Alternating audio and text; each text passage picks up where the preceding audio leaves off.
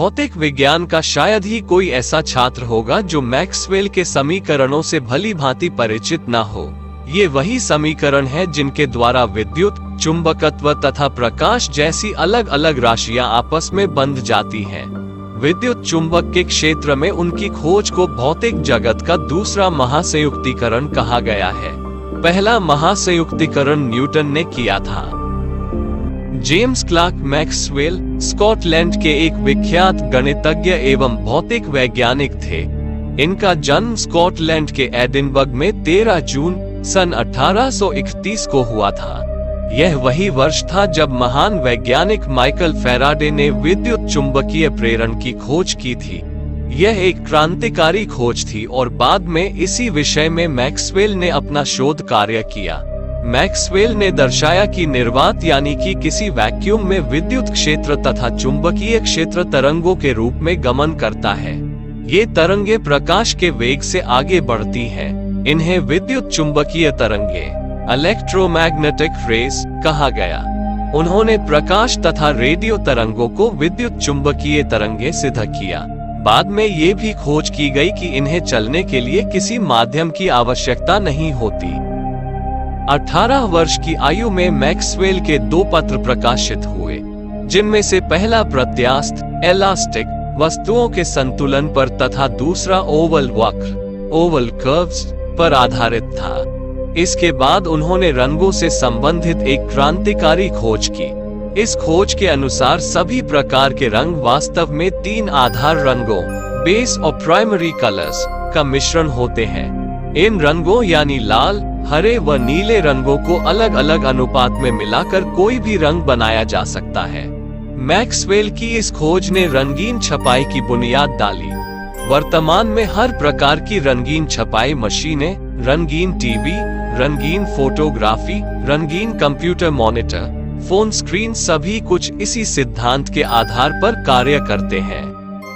Kings college में काम करते हुए मैक्सवेल ने विद्युत चुंबकीय प्रेरण का भौतिक मॉडल तैयार किया, जिसकी खोज माइकल फैराडे ने की थी। उसी समय उन्होंने प्रकाश के ध्रुवण पोलराइजेशन पर चुंबकीय प्रभाव की खोज की, जो विद्युत तथा चुंबकत्व का प्रकाश के साथ संयुक्तीकरण का पहला चरण था। इसका अंतिम निष्कर्ष मैक्सवेल की 4 समीकरणों के रूप में सामने आया, जिनकी गिनती भौतिक विज्ञान की महानतम समीकरणों के रूप में होती है। इनके द्वारा प्रकाश तथा अन्य विद्युत चुंबकीय तरंगों का वेक्टर मॉडल प्रस्तुत हुआ तथा रेडियो, माइक्रोवेव जैसी किरणों का आविष्कार संभव हो सका। दूसरे शब्दों में मैक्सवेल की खोजों ने रेडियो, टीवी, रडार तथा अन्य संचार उपकरणों के आविष्कार के रास्ते सुझाए। ऊष्मागतिकी में कार्य करते हुए उन्होंने गैसों का गतिक मॉडल प्रस्तुत किया। इस मॉडल द्वारा गैसों की विशेषताओं का अध्ययन होता है। साथ ही उसने यांत्रिकी मैकेनिक्स का ऊष्मागतिकी थर्मोडायनामिक्स के साथ संबंध स्थापित किया। मैक्सवेल का बनाया मॉडल पदार्थ की चौथी अवस्था प्लाज्मा के अध्ययन में भी काफी उपयोगी सिद्ध हो रहा है। मैक्सवेल ने गैस के गतिज सिद्धांत काइनेटिक थियरी पर महत्वपूर्ण शोध कार्य करके गैस के अणुओं के वेग के विस्तरण के लिए सूत्र प्राप्त किया, जो मैक्सवेल के नियम के नाम से जाना जाता है। मैक्सवेल ने विशेष महत्व के अनुसंधान विद्युत के क्षेत्र में किए।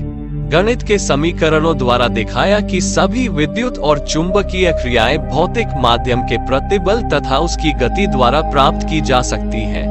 इन्होंने ये भी बतलाया कि विद्युत चुंबकीय तरंगे तथा प्रकाशित तरंगे एक से ही माध्यम में बनती हैं। अतः इनका वेग ही उस निष्पत्ति के बराबर होना चाहिए जो विद्युत परिमाण की विद्युत चुंबकीय इकाई तथा उसकी स्थित विद्युत इकाई के बीच वर्तमान है। निस्संदेह प्रयोग की कसौटी पर मैक्सवेल का ये निष्कर्ष पूर्णतया खरा उतरा। 1856 से 1860 तक मैक्सवेल एबरडीन के मार्शल कॉलेज में नेचुरल फिलॉसफी के प्रोफेसर रहे। वर्ष 1864 में मैक्सवेल ने विद्युत चुंबकत्व की गति का सिद्धांत दिया और पहली बार बताया कि प्रकाश वास्तव में उसी माध्यम में तरंग है जिससे विद्युत और चुंबकीय तरंग पैदा होती है। इन्होंने विद्युत चुंबकत्व के क्षेत्र में एकीकृत मॉडल दिया, जिसे भौतिकी में एक बड़ा योगदान माना जाता है। मैक्सवेल ने मैक्सवेल वितरण का विकास किया, जिसे गैसों की गतिज ऊर्जा का सबसे महत्वपूर्ण पहलू माना जाता है।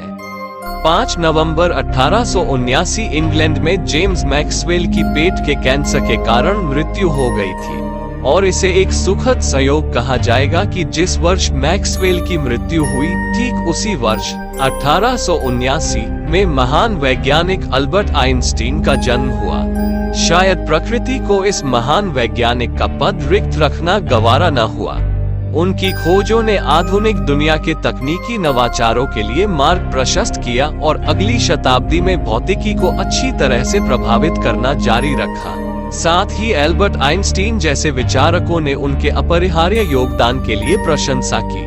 मैक्सवेल का मूल घर अब एक संग्रहालय है, जो जेम्स क्लर्क मैक्सवेल फाउंडेशन की साइट पर है।